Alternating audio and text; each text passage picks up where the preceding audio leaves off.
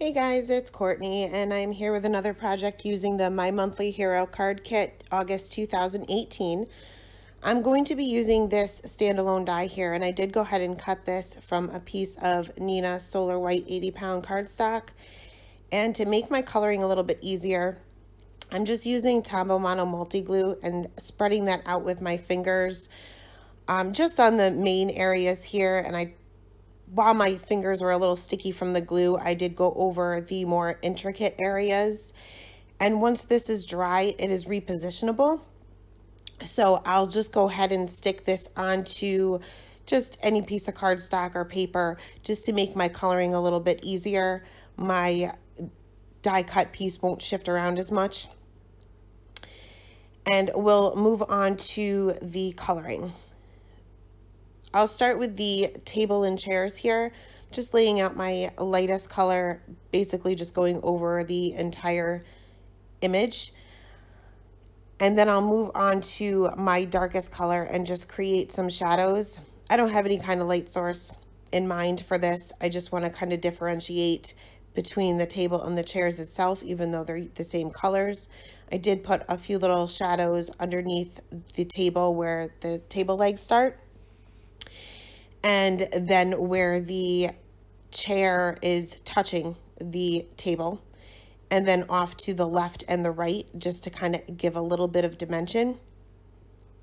I'm not worrying about going out of the die cut piece, I guess, like off to the sides at this point, because I didn't really take a good look at this image once it was die cut. I didn't realize that I couldn't trim it all the way down. That's my own fault. I just wasn't paying attention. This card was nothing at all like I expected it to turn out, and I made a lot of errors, but I'll show you how I fixed them the best I could. And then I will do another video with the same die cut the way I intended on it for it to look. So once my midtones were down, I went over and colored in the entire area again with my lightest color.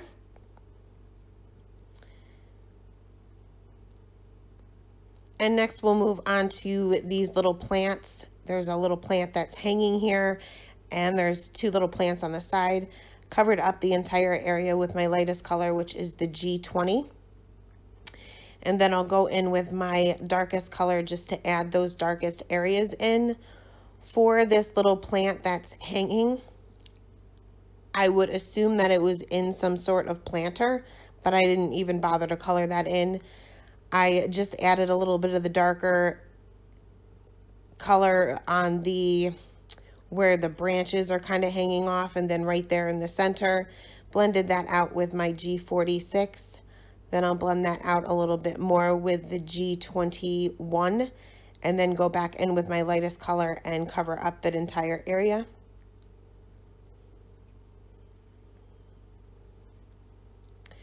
Next, for the two little plants that are on either side, these were a little bit easier as far as where to put your darkest areas. I concentrated on basically the outer part of the panel, I guess, and just flicked in a little bit. And now this one has the little branches that kind of hang out a little bit, and I did just add a flick of the darkest color there. Next, I will blend that out with my G46, then again with my G21, and then back in with my G20 again. I didn't notice that these were in vases at first, but we'll go back in and fill those in later.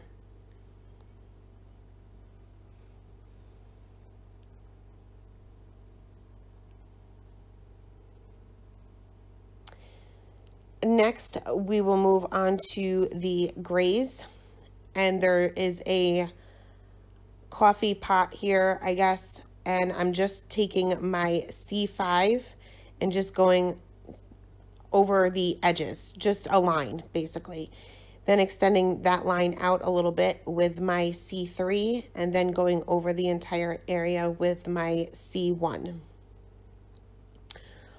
While I have my grays out, I'm going to be coloring this border, I guess.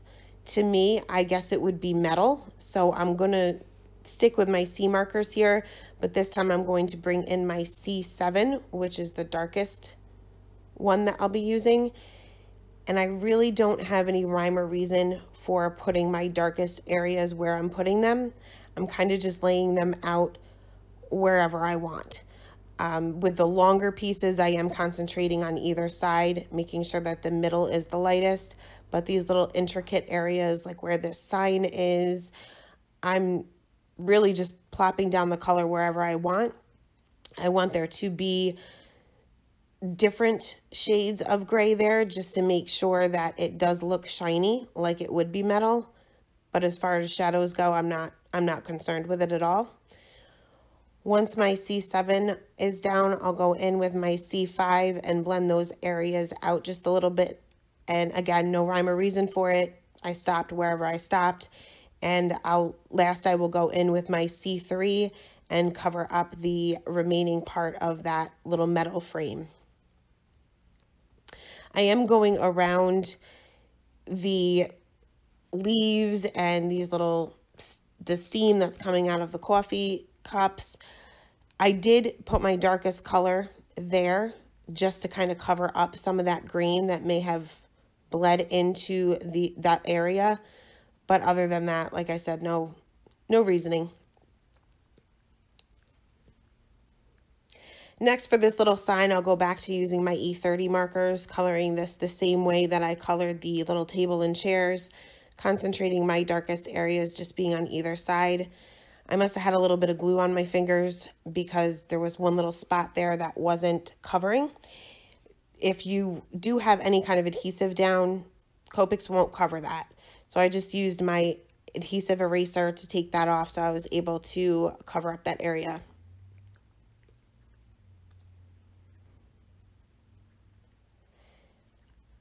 Last, we have our little coffee cups.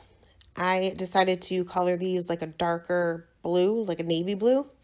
So I'm just coloring them in completely with my lightest color, which is the B93. Then I'll go in with my B99 and just put a line on one side and a little flick on the coffee cup handle. Then go in with my B97, blend that out, then blend it out with my B95, and then back to my B93, covering up that entire area.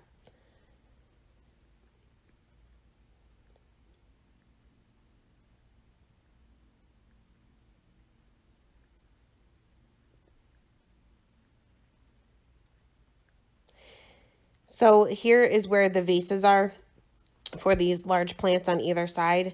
I just decided to stick with my C markers for these. I just used two colors, C5 and C3, and just blended those out a little bit. You don't see much of them, so I wasn't really too worried about it. Once my coloring was done, I removed that from my scrap paper, just being very careful. There's a lot of intricate little areas on this die. And I did go ahead and trim this down as best as I could. There's still adhesive here. Even though it's repositionable, there's still adhesive on the back of this card panel. So here you'll see that it got stuck to this little plastic part on my paper trimmer, and I was too afraid to pull too hard and rip it. So I just took a craft knife to kind of reach in there and free that from that little plastic piece on my paper trimmer.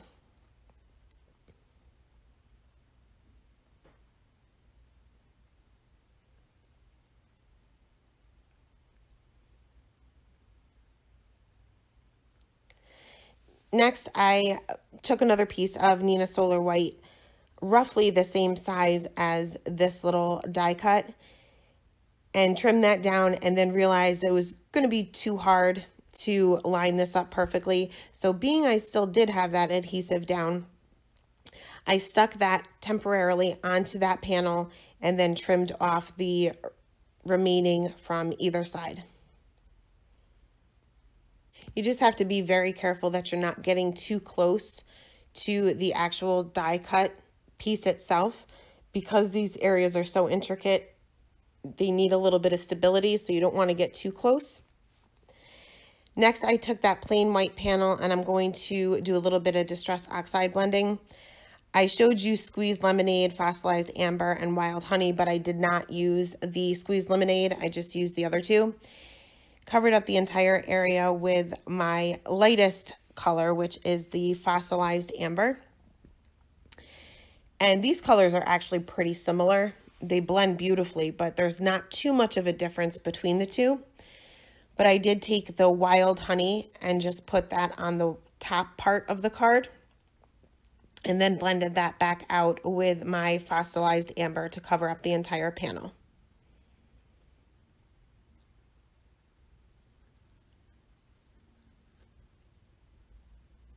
Once that was done, I did splatter that with a little bit of water and then just dab that up with a paper towel and set that aside just to dry for a couple of minutes.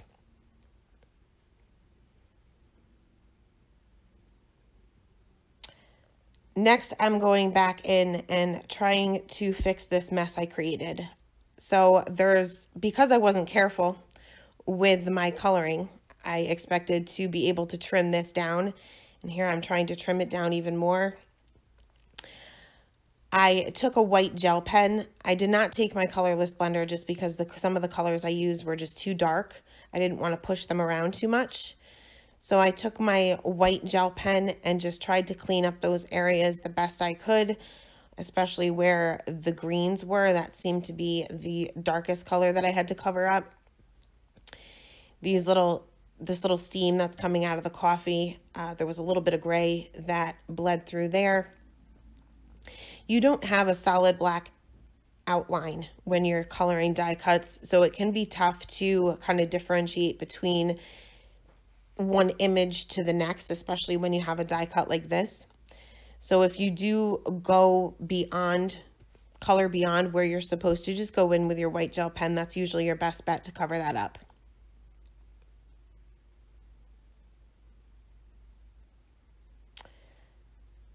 So once all of that was fixed, I went ahead and permanently attached this to my panel, my Distress Oxide panel, and I'm using this same Tombow Mono multi-glue, but this time I'm not just putting it in select areas, I'm covering up as much as I possibly can, including these little intricate areas.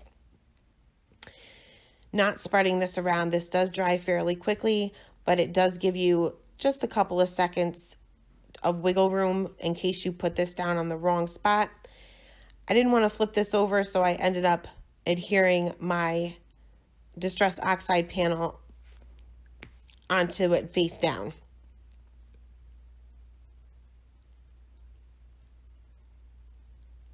Once that was adhered, I took my VersaFine Onyx black ink and I stamped one of the little hearts from the stamp set from the kit right onto this little wooden sign that's hanging.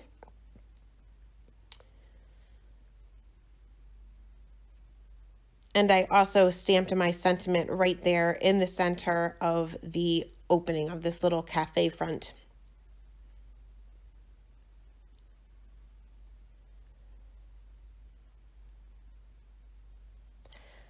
Last, I took a top folding A2 size note card, and I'm using just a plain white note card here.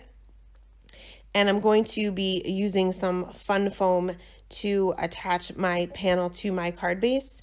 And I used the fun foam that has the adhesive on one side. And I did use my liquid glue here to attach the foam to my card base itself. Usually I'll use like Be Creative tape, but once that's stuck, it's stuck. There's no moving it around. So I wanted a little bit of time to work with it. That's why I used the liquid glue. But that is it for this one today. Thanks so much for stopping by and have a great day, guys. Bye.